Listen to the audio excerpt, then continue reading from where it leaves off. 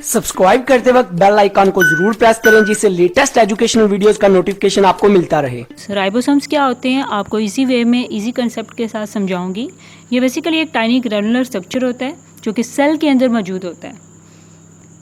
इसके अलावा ribosomes membrane less होते हैं क्योंकि ये मेम्ब्रेन बाउंड नहीं होते, और ये बेसिकली कम्प्लेक्सेस होते हैं प्रोटीन और राइबोसोमल आरएनए के। इसके अलावा ये कोई ऑर्गेनल नहीं होते क्योंकि इनका मेम्ब्रेन नहीं होता, और इसका स्ट्रक्चर बेसिकली दो टाइप के सब यूनिट से मिलकर बनता है। एक सब यूनिट इसका लार्ज होता है जबकि दूसरा स्मॉल होता है।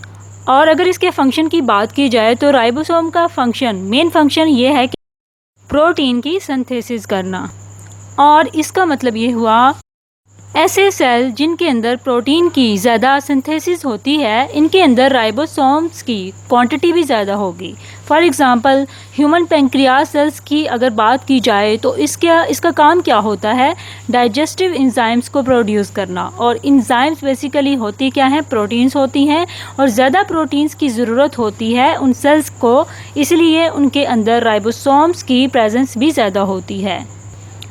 ये था बेसिकली राइबोसोम्स का कंसेप्ट जो कि आपको इजी वे में समझाया गया। आई होप सो आपको ये अच्छे से क्लियर हो गया होगा।